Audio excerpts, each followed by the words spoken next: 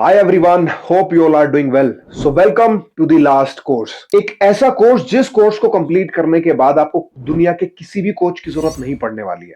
And ये जितने भी लेक्चर्स होंगे ना, ये आई विल ट्राई के सब कुछ रो होगा। मतलब ऐसा नहीं होगा बहुत ज्यादा कट्स होंगे, ऐसा नहीं होगा कि मैं पॉइंट टू पॉइंट बात कर रहा हूं। ठीक है, इतने आसानी से, इतनी इजी लैंग्वेज में आपके दिमाग में सारी चीजें उतार दूंगा। कंसेप्ट बेसिक से लेके एडवांस कंसेप्ट तक हम जाएंगे एंड सारी चीजें आपको लगेगा कि कितनी ज्यादा स्मूथ चल रही है। So today we will do the first lecture जहां पे हम TDEE के बारे में बात करेंगे, इसके कितने कंपोनेंट्स होते हैं, फिर बात करेंगे कैलोरीज इन और वर्सेस कैलोरीज आउट की। आज का लेक्चर बहुत ज्यादा इंपॉर्टेंट है एंड वो इसलिए नहीं क्योंकि यहां पे हम कैलोरीज के बारे में बात करेंगे, बट इसलिए क्योंकि ये बेसिक है। आज हम बहुत बेसिक से लेके चलेंगे एंड ज्यादा टाइम वेस्ट नहीं करते हुए let's start the lecture. And जितना ज्यादा हो सकता है मैं रो और बिल्कुल ऐसा इजी लैंग्वेज में रखने की कोशिश करूंगा। सबसे पहले बात करते हैं TDEE की, यानी टोटल डेली एनर्जी एक्सपेंडिचर। आप दिन में जितना एक्सपेंडिचर करते हो एनर्जी का, जितनी भी आपकी बॉडी कैलोरीज बर्न करती है, वो जो होता है उसको हम TDEE बोलते हैं, टोटल डेली एनर्जी एक्सपेंडिचर। ये इसका फुल फॉर्म है। Now let me tell you, इसके चार कंपोनेंट्स होते हैं। चार कंपोनेंट्स मतलब किस तरीके से हमारी बॉडी, जो लेट सपोज ये TDEE है, ये चार कंपोनेंट है। अब इन चारों कंपोनेंट को मिला के TDEE बनता है। सिंपल सी चीज है। चार कंपोनेंट क्या होते हैं? एक होता है नीट, NEAT। एक होता है ईट, EAT। डोंट वरी, इनकी फुल फॉर्म्स में I will tell you and I will explain each and everything to you guys. एक होता है नीट, एक होता है ईट, एक होता है BMR, बेसियल मेटाबॉलिक रेट जिसको हम बोलते हैं, और एक होता है TEF यानी थर्मोजेनिक इफेक्ट ऑफ फूड। बात करते हैं इनकी फुल फॉर्म्स की। दो की मैं फुल फॉर्म आपको बता चुका हूं, BMR एंड TEF की। अब बात करते हैं नीट की। नीट मतलब NEAT, non exercise activity thermogenesis. एक आता है ईट, एक्टिविटी थर्मोजेनेसिस यानी एक्सरसाइज एक्टिविटी थर्मोजेनेसिस। अब इन सबको डिटेल में बात करते हैं। अच्छा, ये जो चीजें मैंने आपको बताया, TEF, नीट, ईट और BMR, ये होता क्या है? फर्स्ट से लेके चलते हैं, नीट के बारे में बात करते हैं।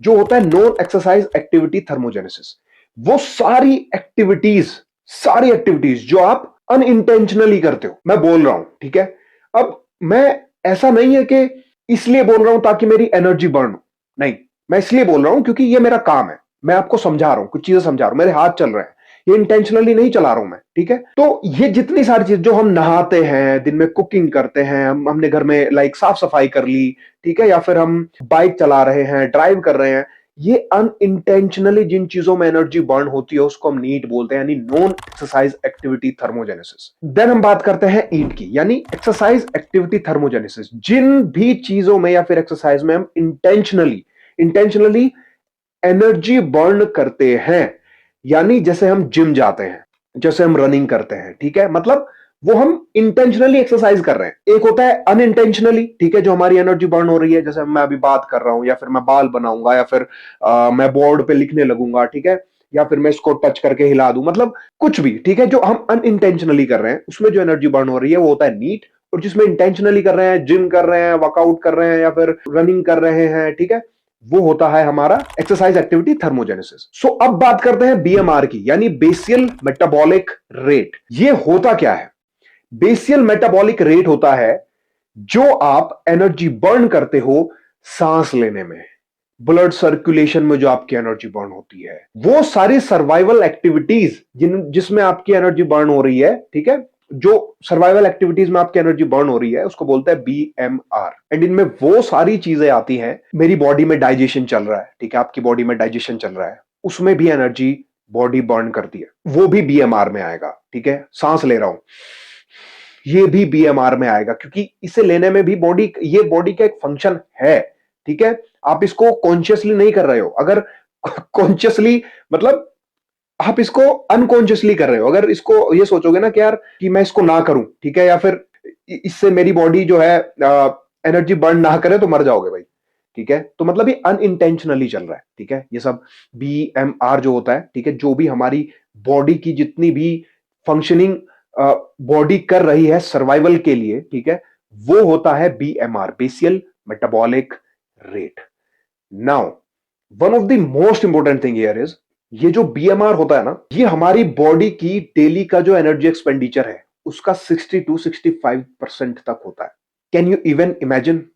मतलब 60 से 65% हमारी बॉडी जो कैलोरीज बर्न करती है वो हमारे सर्वाइवल एक्टिविटीज में ही बर्न कर देती है। सो सपोज करो, अगर कोई बंदा, this is just an example, अगर कोई बंदा 1000 कैलोरीज खा रहा है तो मतलब 600 कैलोरीज, अगर किसी बंदे की 1000 कैलोरीज मेंटेनेंस है, ठीक है, तो वो 600 कैलोरीज जो है बर्न कर रहा है किस चीज में? सिर्फ सर्वाइवल में, बॉडी के, वो सर्वाइव कर सके, जिंदा रहने के लिए सर। मतलब कितनी खूबसूरत बात है। Now let me tell you one more thing. अब जिस चीज की बात आती है वो भी एक बहुत अमेजिंग चीज है, बहुत अमेजिंग चीज है। इसके बारे में भी हम बात करेंगे और मैं आपको डिटेल में बताऊंगा। जो होता है TEF, यानी थर्मोजेनिक इफेक्ट ऑफ फूड। अच्छा, अब ये थर्मोजेनिक इफेक्ट ऑफ फूड क्या होता है? डरना नहीं है, देखो नाम सुन के किसी भी चीज से नहीं डरना है। थर्मोजेनिक इफेक्ट ऑफ फूड होता है जब आप खाना खाते हो, आपकी बॉडी उसे डाइजेस्ट करने में कुछ कैलोरीज या फिर एनर्जी बर्न करती है।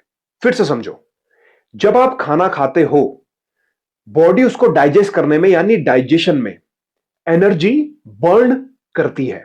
उसको हम थर्मोजेनिक इफेक्ट ऑफ फूड बोलते हैं।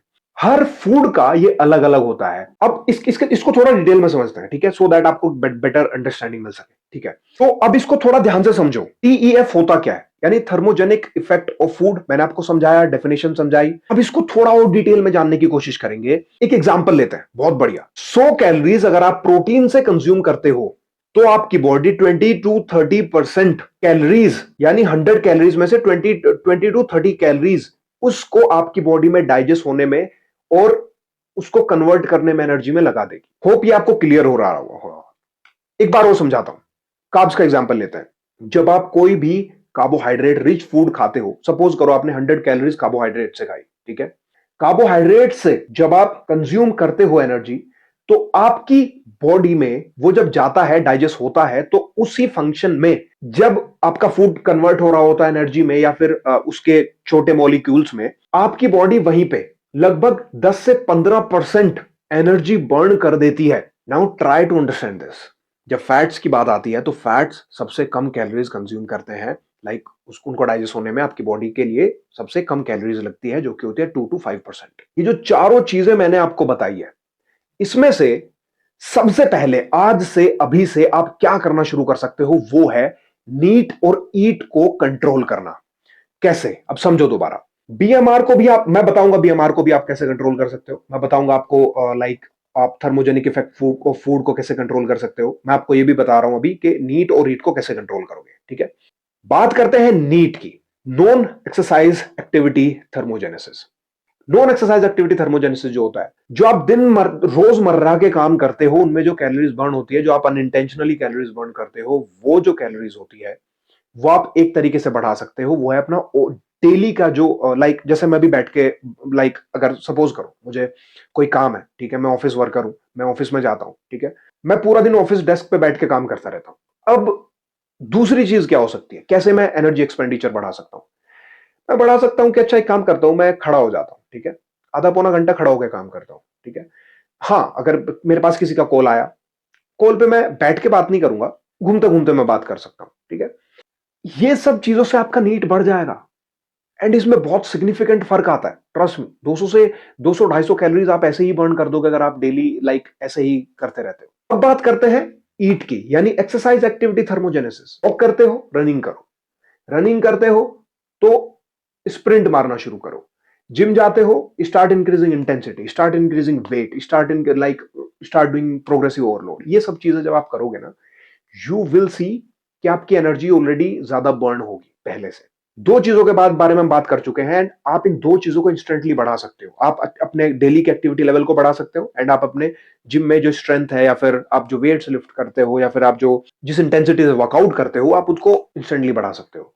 अब बात करते हैं TEF, thermogenic effect of food, कैसे बढ़ा सकते हो। अगर आपको याद है तो मैंने आपको क्या बोला था, अगर आप 100 कैलोरीज प्रोटीन से कंज्यूम करते हो तो आपकी बॉडी 20 से 30% उसी को ही डाइजेस्ट करने में या फिर आपकी बॉडी में प्रोसेस करने में निकाल देती है।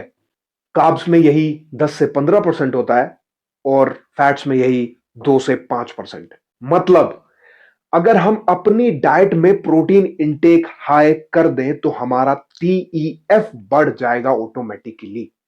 सिंपल। अब बात करते हैं बीएमआर की, बेसियल मेटाबॉलिक रेट। इसको आप एक तरीके से बढ़ा सकते हो, मसल मास बढ़ा के। आपकी बॉडी जो रेस्ट में एनर्जी बर्न करती है ना, वो हाईली डिपेंडेंट होती है आपकी बॉडी में कितना मसल मास है। अगर आपकी बॉडी में अच्छा खासा मसल मास है तो आप ज्यादा एनर्जी बर्न करोगे, क्योंकि आपकी बॉडी में मसल को रहने के लिए एनर्जी चाहिए होती है। सिंपल। तो इंस्टेंटली आप दो से तीन चीजों को कंट्रोल कर सकते हो, नीट, ईट एंड टीईएफ। ठीक है। BMR is the game of long term. ठीक है। तो आप लॉन्ग टर्म में इसको डेफिनेटली, जैसे जैसे आप जिम जाते हो, रनिंग करते हो, एक्सरसाइज करते हो, ये बढ़ता रहता है। ठीक है। मसल मास बढ़ेगा, आपकी एनर्जी एनर्जी का जो कंजप्शन है बॉडी का वो बढ़ेगा, आपका बीएमआर बढ़ता रहेगा। अब होप आपको ये सारी चीजें क्लियर होंगी। अगर कुछ भी क्लियर नहीं होता है, एक भी डाउट होता है, नीचे कमेंट में डाल देना। सेकंड, आप एक और चीज कर सकते हो, मुझे ये जो कम्युनिटी हमने बनाई है इसमें आप मैसेज करो। ठीक है। मैं उसको रिप्लाई करूंगा। Just start implementing what you are learning, that's it. This is the only way, this is the only way. There are some people जो सोचते रहते हैं, अरे यार एक बार कोर्स कंप्लीट हो जाए तब देखूंगा। नहीं, लेक्चर फटाफट फटाफट फटाफट फटाफट मैं लेके आता रहूंगा। ठीक है। Now let's talk about one more topic of this lecture, that is maintenance calories, the favourite topic of everyone's. के मेंटेनेंस कैलोरीज कैसे निकालें। दो तरीके बताऊंगा। ठीक है। दोनों में से कोई भी यूज कर सकते हो। अगर आपको मेंटेनेंस कैलोरीज फाइंड करनी है, सबसे पहले तरीके में 7 दिन तक अपनी कैलोरीज को ट्रैक करो और चेक करो आप डेली कितनी कैलोरीज खा रहे हो। ठीक है। लेट्स सपोज आपने पहले दिन पे 2000 कैलोरीज खाई, दूसरे दिन पे भी आपने 2 खाई, लेकिन तीसरे दिन पे 2500 हो गई, चौथे दिन पे आपने 1500 ही खाई। ठीक है। मतलब इस तरीके से वेरी हो रही है। 7 दिन की कैलोरीज लो, उसको डिवाइड कर दो 7 से। 7 डेज की आपने कैलोरीज ली, प्लस किया उन सबको। ठीक है। और डिवाइड कर दिया 7 से। आपके पास आपकी एवरेज कैलोरीज होंगी क्या पर डे, यानी आपने एक वीक में पर डे का कितना एवरेज कंजप्शन किया है वो कैलोरीज। अब सबसे पहले आपको एक चीज करनी है, अब आपने जो ये एवरेज कैलोरीज निकाली है, अब ये सिंपली डेली बेसिस पे खाओ। ठीक है। और चेक करो आपका वेट क्या आता है। And most probably 99% cases you will see कि यार वेट सेम ही है। ठीक है। अगर आप वेट लॉस पे पहले से नहीं थे, ठीक है, तो यहां से आपको आपकी मेंटेनेंस कैलोरीज बहुत ही आसानी से पता लग जाएगी। ठीक है। सिर्फ एक वीक का गेम है। दूसरा तरीका, अपना वही चीज जो आप पूरा दिन इस्तेमाल करते रहते हो बिना बात के, उठाओ, इस्तेमाल में लो, टाइप करो कैलोरी कैलकुलेटर, सिंपल। ठीक है। वहां पे अपनी सारी डिटेल्स फिल करो, आपके पास आपकी मेंटेनेंस कैलोरीज आ जाएंगी। So now let's talk about one more point, जो है calories in versus calories out. Calories out, calories in and calories out, CICO। ठीक है। कुछ लोग इसको बहुत बढ़ा चढ़ा के बताते हैं, कुछ लोग इसको थोड़ा, मतलब जो कीटो वाले होते हैं ना स्पेसिफिकली, या फिर जो लो कार्ब वाले होते हैं, वो इसको और थोड़ा कि ये कुछ नहीं होता है, ये बकवास है। आज थोड़ा चीजों को मैं क्लियर करूंगा आपको। सो कैलोरीज इनका मतलब क्या होता है। कैलोरीज इनका मतलब है आप जो फूड कंज्यूम करते हो वो एक सोर्स है एनर्जी का, वो आपकी बॉडी में जाएगा, बॉडी उसको डाइजेस्ट करेगी एंड वो कन्वर्ट होगा बहुत ही कॉम्प्लेक्स प्रोसेसेस के थ्रू। आपकी बॉडी उसको कन्वर्ट करती है ATP में, जो हमारी बॉडी की एनर्जी करेंसी है। फिर हम उसको यूज करते हैं रोजमर्रा के कामों में। कैलोरीज इनका मतलब हुआ आपने फूड से जो